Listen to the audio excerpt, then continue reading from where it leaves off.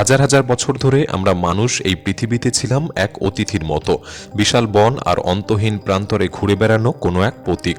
প্রতিটি সকাল শুরু হতো একই প্রশ্ন নিয়ে, আজ রাতে খাবার মিলবে তো?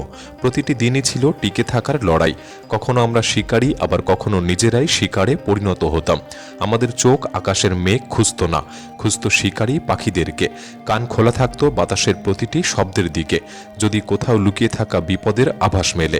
তখন বাড়ি বলে কিছুই ছিল না, ছিল শুধু গুহা আর অস্থায়ী আশ্রয়।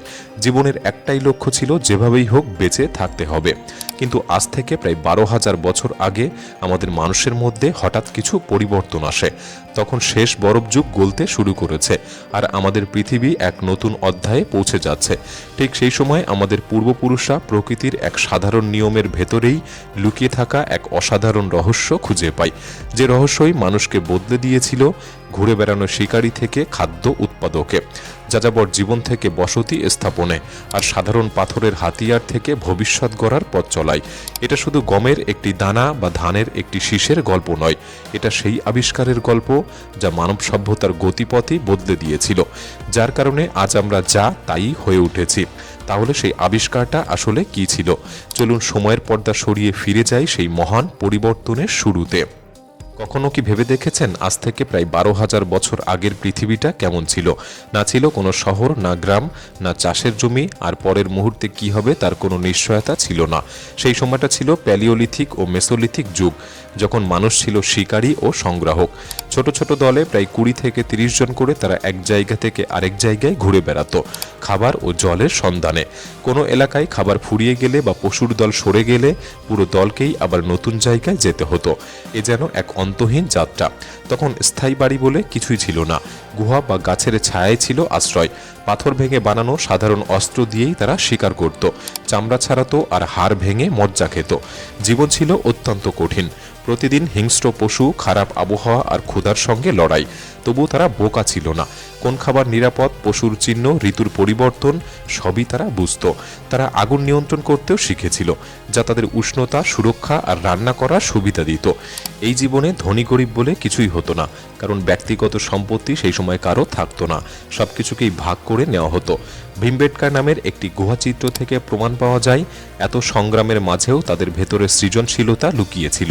মানুষ এভাবেই হাজার হাজার বছর কাটিয়ে দিয়েছিল, যা মানব ইতিহাসের প্রায় 96% এক অনিশ্চিত জীবন, যেখানে ভবিষ্যতের পরিকল্পনার তেমন মানে ছিল না।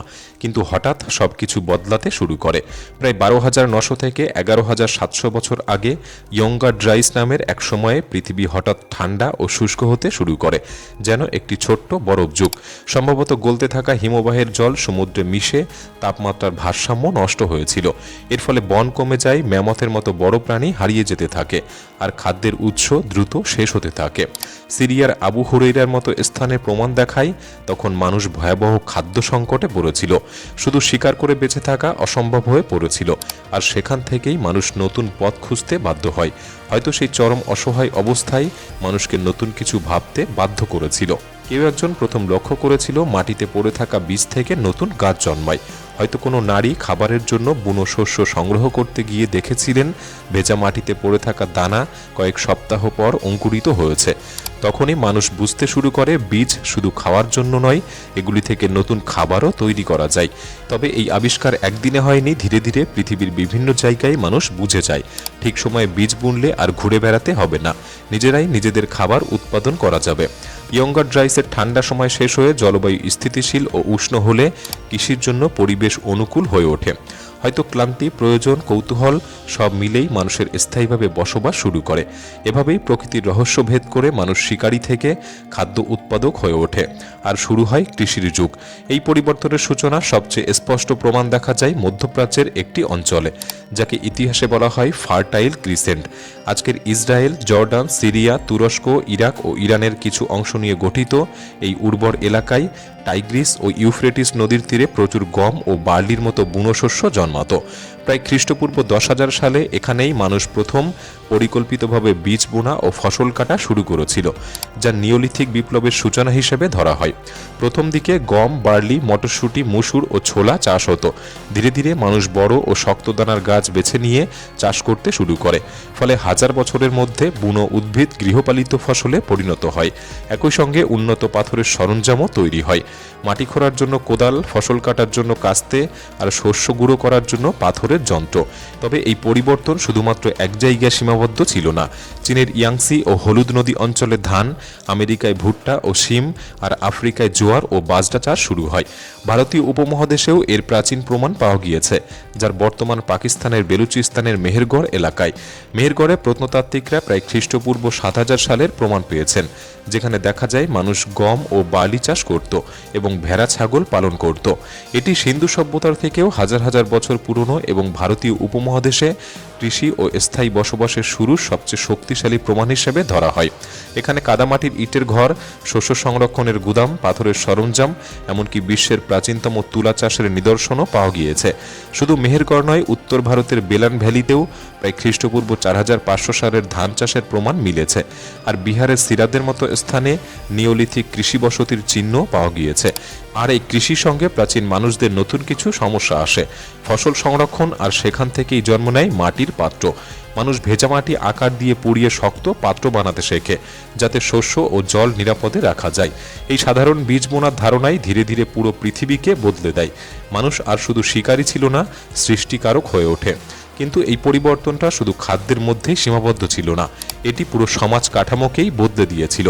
সবচেয়ে বড় পরিবর্তন ছিল স্থায়িত্ব। যাযাবর জীবনের বদলে মানুষকে জমির কাছে থাকতে বাধ্য করে, ফলে গড়ে ওঠে স্থায়ী বসতি ও গ্রাম। জেরিকো ও মেহেরগড়ের মতো স্থান পৃথিবীর প্রাচীনতম গ্রামগুলির উদাহরণ, যেখানে মানুষ প্রথম স্থায়ীভাবে বসবাস শুরু করেছিল। একই সঙ্গে শুরু হয়েছিল পশুপালন। ভেড়া, ছাগল, গরু এবং শূকরকে পোষ মানিয়ে মানুষ শুধু মাংসই নয়, দুধ, উল এবং জমি চাষের শক্তিও পেয়েছে।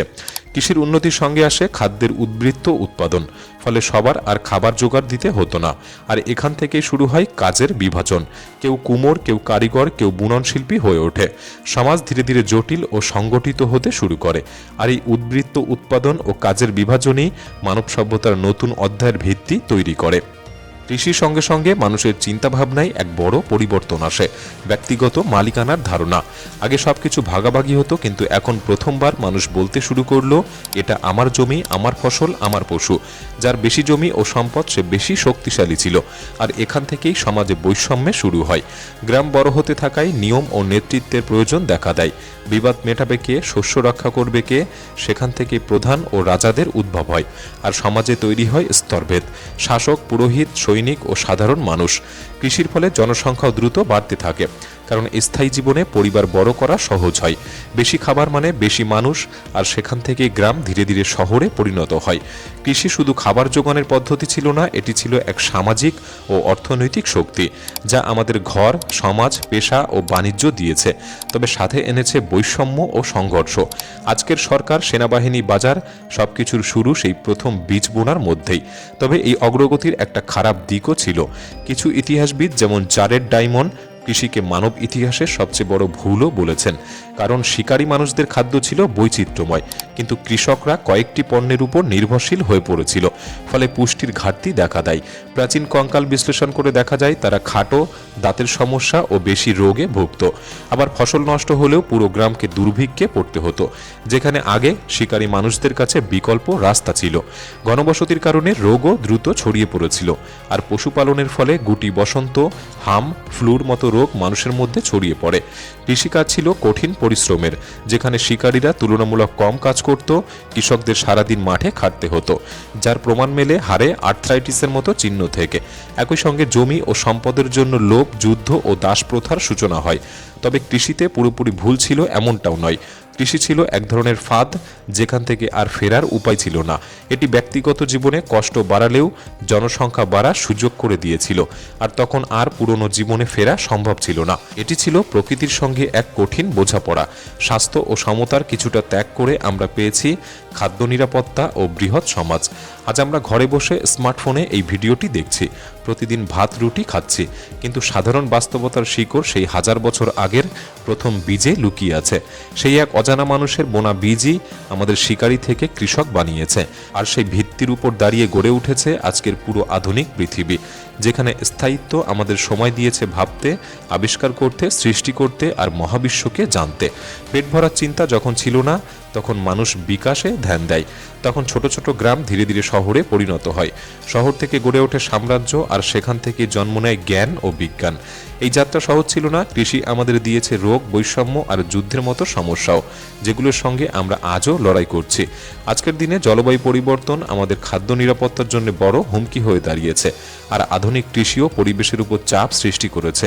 তবুও এই গল্পের মূল কথা একটাই, সেই প্রথম বীজ শুধু আমাদের খাবার দেয়নি, আমাদের ভবিষ্যৎ গড়ার ক্ষমতাও দিয়েছে। এটি আমাদের প্রকৃতির দাস থেকে তার অংশীদারে পরিণত করেছে। এই গল্পটি প্রমাণ করে মানুষের আসল শক্তি তার শরীরে নয়, তার চিন্তা, পর্যবেক্ষণ আর শেখার ক্ষমতায়, যে ক্ষমতা একটি ছোট্ট আইডিয়াকেও বিপ্লবে পরিণত করতে পারে। তাই পরের বার যখন আপনার থালার খাবারের দিকে তাকাবেন, একবার মনে করবেন সেই প্রথম কৃষকদের কথা, যারা ভয় আর অনিশ্চয়তার মাঝেও সাহস করে একটি বীজ বুনেছিল, আর ধাপে ধাপে পুরো পৃথিবীকেই বদলে দিয়েছিল।